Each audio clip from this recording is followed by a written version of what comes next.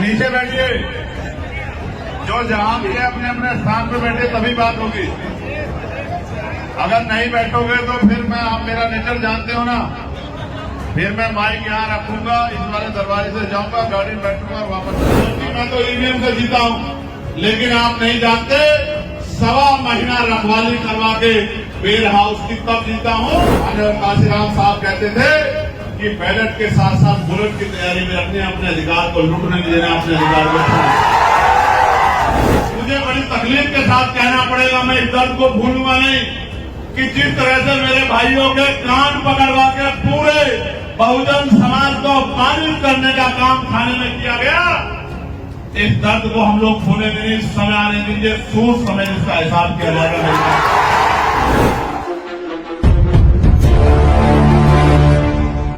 एक मिनट चाहिए आपसे, बैठ जाओ। हमारे लोग बैठ जाओ, मीडिया के लोग खड़े रहे, हमारे लोग बैठ जाओ। और अगर हमारा कोई खड़ा रहा तो फिर तैयार रहना कि डांट पड़ेगी। अगर आप खड़े रहोगे तो बात नहीं रखूंगा। जब तक अनुशासन नहीं बनाओगे कोई कार्यक्रम आगे नहीं बढ़ेगा। एक बार कह रहा हूं, दोबारा नहीं कहूंगा।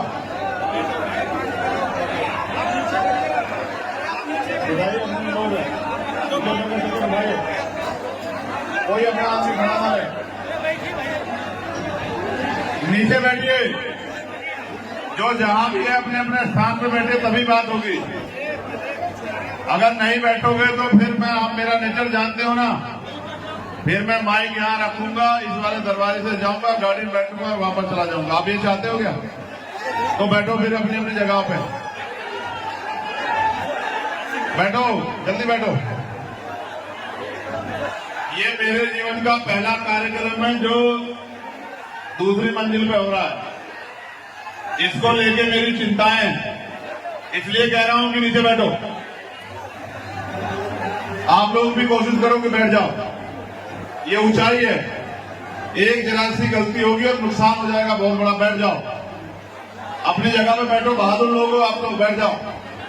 बार बार मत कहलवाओ। बार बार तो उनको कहना पड़ता है जो नासमझ लोग होते हैं। आपके कंधों में तो जिम्मेदारी है। जल्दी से बैठ जाओ। मैं उसी को अच्छा मानूंगा जो मेरी बात पे बैठ जाएगा। बाकी कोई नारा लगाए, झंडा उठाए, उसको अच्छा नहीं मानूंगा। उसी को अच्छा मानूंगा जो बैठ जाएगा। उसके अलावा जो कुछ भी करता रहे उसको मानूंगा कि वो गैर जिम्मेदार है। 1 मिनट का समय, इसके बाद नहीं सुनूंगा किसी की।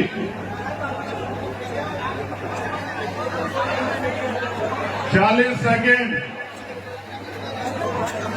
तो छोड़ दो। मीडिया के लोग हट जाओ।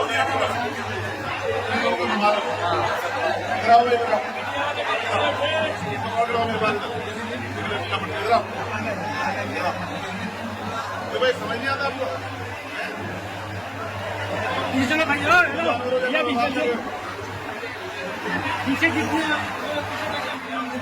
20 सेकंड बाकी हैं। इतनी छोटी जगह कहाँ को रखना था कार्यक्रम? बहुत अच्छे, बहुत अच्छे, बहुत अच्छे।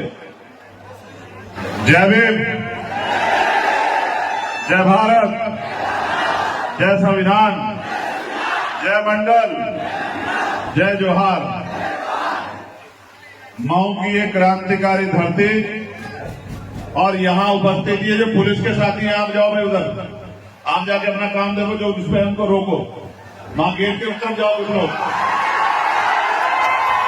शांत हो जाओ। चलिए पुलिस के कुछ साथी मदद करें, कोई चोट लग जाएगी, ये आपकी लापरवाही में गिना जाएगा। फिर ये व्यवस्था बनाना आपका काम है। चुप हो जाओ। ये जिम्मेदारी से जो गेट के उस तरफ है लोग, उनको रोको। इन्हें छोड़ दो। जो गेट के उस तरफ में गेट बजा रहे हैं, 2-4 पुलिसकर्मी उधर जाओ, उनको रोको। हाँ, पुलिसकर्मी जाएंगे, आप हटो, धर्मवीर जी हटो वहां से। ये अपने आप संभाले, पुलिस के भाई सब, इनको ये काम आता है। ये 10-10 लाख लोगों की रैली कराते हैं, इनको सब आता है। ये करवा देंगे अपने आप, डांट देंगे, थोड़ा प्यार से समझा देंगे, हो जाएगा। मुझे पता है कि लोग बाहर बहुत है, मैं जानता हूं इस बात को। प्यारे साथियों, सबसे पहले तो मैं इस मंडल के सभी साथियों का बहुत बहुत धन्यवाद करता हूं। यहां आजमगढ़ मंडल के इस प्रबुद्धजन सम्मेलन में पहुंचे सभी सम्मानित साथियों का, जो इस हॉल के अंदर है या इस हॉल से बाहर है या सड़क पर है, हजारों की संख्या में जो यहां नहीं पहुंच पाए हैं, मैं उनका बहुत बहुत धन्यवाद करता हूं। प्यारे साथियों, मैं अपनी बात को शुरू करते हुए बहुजन समाज में जन्मे सभी संतों, गुरुओं और महान पुरुषों को नमन करता हूं। और जैसा कि आप जानते हैं कि महान पुरुष का जो निर्माण है, महान पुरुष की जो परिभाषा है, वो इस आधार पर मानी गई है कि जीवित व्यक्ति को महापुरुष नहीं माना जाता है। उस जीवित व्यक्ति के पूरे जीवन संघर्ष को उसका पैमाना बना के कि उसने अपने जीवन में समाज के लिए क्या किया, प्रदेश के लिए, देश के लिए, दुनिया के लिए क्या किया, उसी को आधार बना के उनको महापुरुष माना जाता है। बताओ, जातिगत जनगणना की मांग पार्लियामेंट में हम लोगों ने उठाई थी और जिस दिन हमने उठाई थी, हमने संकल्प भी किया था कि साहब ने कहा था जिसकी जितनी संख्या भारी उसकी उतनी हिस्सेदारी। हमने उस दिन ये सुनिश्चित किया था कि जातिगत गणना होकर रहेगी और इस जातिगत गणना को कोई रोक नहीं सकता है। कोई कितना ताकतवर हो, जन भावनाओं के खिलाफ नहीं जा सकता है। ये लोकतंत्र है, गणना होगी और होकर रहेगी। लेकिन सरकार ने जातिगत गणना के आदेश तो दे दिए, लेकिन आप ये बताओ, जातिगत गणना के साथ साथ आर्थिक आंकड़े जारी होने चाहिए नहीं होने चाहिए? बताइए, किसके घर में मारुति कार है और किसके घर में ट्रैक्टर है, किसके घर में 4 पहिए गाड़ी है और किसके घर में 2 पहिए गाड़ी है, किसके पास पक्का मकान है, किसके पास जमीन है, किसके पास दुकान है, किसके पास 2 धंधे हैं, किसके पास सरकारी नौकरी है, किसके पास प्राइवेट नौकरी है, किसके पास क्या है, किसके अकाउंट में क्या है, किसके जेब खाली है। जब तक इसका पता नहीं चलेगा तब तक आप बताओ सामाजिक न्याय कैसे हो जाएगा? तो बताओ, आर्थिक आंकड़े जारी होने चाहिए नहीं होने चाहिए? बहुत दिन पहले यहाँ प्रमोशन में रिजर्वेशन खत्म हुआ था। प्रमोशन में रिजर्वेशन खत्म होने के कारण SC/ST के कर्मचारियों को खून के आंसू रोने पड़े, डिमोशन हुए और तमाम तरह की अपमान और मुसीबत को सामना करना पड़ा। सम्मानित साथियों, एक हमारे ही बहुजन समाज का दल है। अगर दुश्मन ये करता तो हम दुश्मन से सीना तान के लड़ते, लेकिन ये पीठ में छोड़ा हमारे अपने बहुजन समाज के लोगों ने भोगा था कि पार्लियामेंट में, लोकसभा के अंदर प्रमोशन में रिजर्वेशन का बिल भरवाने का काम किया गया था। मैं उनकी नासमझी पे कुछ नहीं कहना चाहता। अगर मैं उनकी जगह होता तो मैं ये जरूर कहता कि SC/ST के साथ OBC को भी प्रमोशन में रिजर्वेशन का लाभ मिलना चाहिए, लेकिन मैं उस बिल को भरवाने का काम नहीं करता और पूरे की चोटी का जोर लगा के उस बिल को पास करवाने का काम करता। अब मैं आपको विश्वास दिलाता हूं, आप विश्वास नहीं करोगे। हालांकि पुलिस के साथियों से कई बार, क्योंकि पुलिस सरकार के अधीन है, उत्तर प्रदेश में पुलिस उत्तर प्रदेश सरकार के अधीन है, कई बार ऐसी घटनाएं होती है कि पुलिस के साथियों से नाराजगी होती है। लेकिन मैं आपको सच कह रहा हूं, जब आप जाओगे तो नीचे देखना, आपका कपड़ा पहना हुआ पतला है, उनका कपड़ा पहना हुआ वर्दी का मोटा है। आप देखना पसीने में उनके सारे कपड़े तर होंगे। नौकरी तो और भी बहुत सारी है, लेकिन वो अपनी जी जान लगा के नौकरी करने का काम करते हैं। इसलिए मैं आपसे आग्रह करूंगा कि पुलिस के भाइयों का सम्मान क्या करो, ये मेरी आपसे चिंता है। प्यारे साथियों, तो मैं बात आपसे कह रहा था कि निजीकरण, प्राइवेट सेक्टर गुलामी है। गुलामी कैसे? आप प्राइवेट कंपनी में काम करते हो, आपकी माँ बीमार है, बहन बीमार है, भाई बीमार है, बहन की शादी है, भाई की शादी है, आपके पिता बीमार है, आप छुट्टी चाहते हो, आप कहोगे सब छुट्टी दे दो, कहेगा परमानेंट छुट्टी ले जा, बहुत बड़े तेरे भाई। आप कहोगे इंक्रीमेंट बढ़ा कर दो सर, सैलरी बढ़ा दो, कहीं चला जा। आप कहोगे कि सर डेजिग्नेशन बढ़ा दो, बोले कहीं चला जा। सरकारी सिस्टम में प्रमोशन है, नौकरी में छुट्टी की गारंटी है, मेडिकल लीव है, इसलिए कि SC/ST OBC के लोगों को रिजर्वेशन न देना पड़े। 2 अप्रैल 2018 के बाद डरी हुई सरकार ने निजीकरण कर करके आरक्षण खत्म करने का काम किया है। मैं आपको पूछना चाहता हूं, क्या जितने डिपार्टमेंट का निजीकरण किया गया है इसका राष्ट्रीयकरण होना चाहिए नहीं होना चाहिए?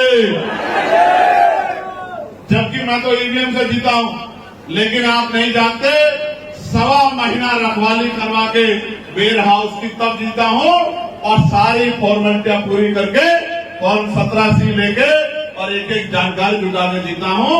क्योंकि माननीय काशीराम साहब कहते थे कि बैलेट के साथ साथ बुलेट की तैयारी में रखने, अपने अधिकार को लूटने नहीं देना, अपने अधिकार को आप ये बताओ, आप चाहते ईवीएम से चुनाव हो? गलत फहमी मत करो, इसी तरह चल रहा है देश में। अगर ईवीएम से चुनाव चाहते हो तो हाथ खड़े करो।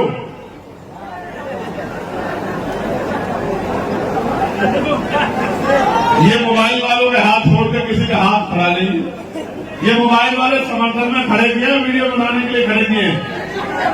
अच्छा जी, आप चाहते हो बैलेट पेपर से चुनाव हो तो दोनों हाथ खड़े करके कहो कि बैलेट पेपर से चुनाव होना चाहिए।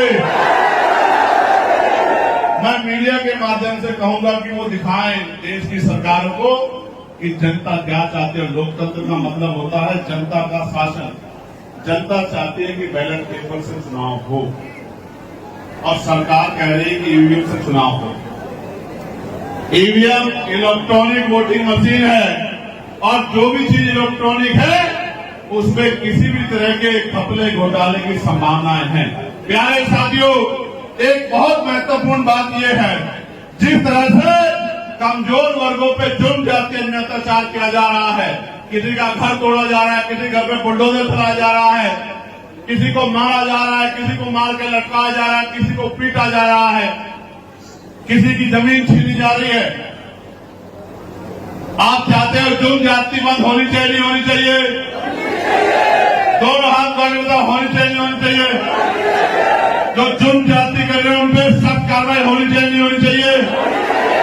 बहुत बहुत धन्यवाद। लेकिन आप सुनो, सख्त कार्रवाई कराएगा कौन? अन्याय अत्याचार करने वाले तो सरकार के अपने लोग हैं। अच्छा, मीडिया भी नीले साफे में। अच्छा, तो ये जुर्म जाति तो तभी रुकेगी जब इस निरंकुश सत्ता को आप पलट के और अपने लोगों को कुर्सी पर बिठाएं। प्यारे साथियों, मैं तो देश भर में घूमता हूं। अभी आपको याद होगा मैं प्रयागराज आया था, याद है नहीं याद है? कौशाम्बी में हमारे पाल समाज की बेटी के साथ जो अन्याय हुआ, उसके परिवार ने मुझसे कहा कि आपको आना चाहिए।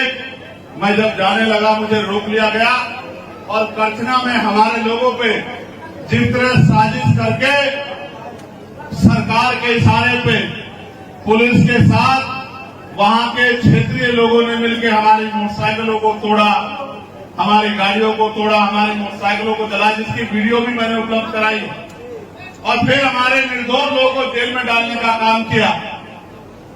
और फिर मुझे बड़ी तकलीफ के साथ कहना पड़ेगा, मैं इस दर्द को भूलूंगा नहीं कि जिस तरह से मेरे भाइयों के कान पकड़वा के पूरे बहुजन समाज को पानिश करने का काम थाने में किया गया, इस दर्द को हम लोग भूलेंगे नहीं। समय आने दीजिए, सूर समय इसका एहसास किया जाएगा। बाबा साहब अम्बेडकर ने कहा था, आदमी भूखा रह सकता लेकिन अपमानित होकर नहीं रह सकता। जिन भाइयों के मन में ये इच्छा थी कि हमारा भाई चल के आएगा, हमारी लड़ाई लड़ेगा, उनको साजिश करके जेल में भेजने का काम किया। लेकिन हालांकि आप जानते हो कि हमने सुप्रीम कोर्ट से लेके हाई कोर्ट और डिस्ट्रिक्ट कोर्ट के जजों का 25 लोगों का पैनल मिला के और हमारे नेताओं ने घर घर जाके लोगों को ये विश्वास दिलाने का काम किया। हमारी पूरी टीम लगी हुई है कि हम एक भी आदमी को बहुत दिनों तक जेल में नहीं रहने देंगे, सब लोगों को जेल से बाहर निकाल के लेकर आएंगे, उनके घरों तक पहुंचाने का काम करेंगे और उनका एक पैसा खर्च नहीं होने देंगे। इसकी जिम्मेदारी आजाद समाज पार्टी काशीराम जी। तो दोस्तों, आप लोगों ने वीडियो देखा है, चंद्रशेखर आजाद भाई क्या कह रहे हैं। दोस्तों, हमारे देश में आज भी जातिवाद की घटना चल रही है और दोस्तों जो लोग जातिवाद ज़्यादा मनाते हैं उनको मैं एक बात कह देना चाहता हूं। दोस्तों, जब ज़रूरत पड़ती है, जैसे मान लिया आपके घर में कोई परेशान है या कोई कुछ भी कोई परेशानी हारी मुसीबत आती है, उस टाइम पड़ोसी या कोई भी A to Z कोई बाय द वे कोई बिरादरी का भी हो, उस टाइम कोई नहीं पूछेगा कौन बिरादरी के तुम हो, क्या बिरादरी है। उस टाइम केवल यही नज़र आएगा कि मेरी कोई मदद करे। तो दोस्तों मैं एक बात कह देना चाहता हूँ आप लोगों से, इसीलिए दोस्तों जातिवादी मत बनाइए, सभी लोग भाई बहन मिलके रहिए, हम सब एक हैं। दोस्तों सभी लोग ऊपर से खाली हाथ आए खाली हाथ ही जाएंगे। यहाँ दुनिया में कमाओ खाओ रहो, जाना खाली हाथ है, कोई कुछ साथ में लेके नहीं जाएगा। तो जातिवादी कैसा, सभी लोग बिना कपड़े के आए थे, बिना कपड़े के ही जाएंगे। इसीलिए दोस्तों सभी लोग मिलजुल के रहिए और आगे बढ़िए, बच्चों को अच्छी शिक्षा दीजिए और बच्चे है नाम कमाइए। जिसने नाम कमा लिया वही देश में उसी का नाम लिया जाता है। दोस्तों जो कर्म का अच्छे करता है उसी का नाम लिया जाता है। बस कर्म करते रहो, आगे बढ़ते रहो। दोस्तों मिलते हैं अगले वीडियो में। वीडियो कैसा लगा है दोस्तों हमारे कमेंट बॉक्स में अपनी राय ज़रूर देना। और दोस्तों हम ऐसे अच्छे अच्छे वीडियो बना के भेजते रहेंगे दोस्तों। बाय बाय, तब तक के लिए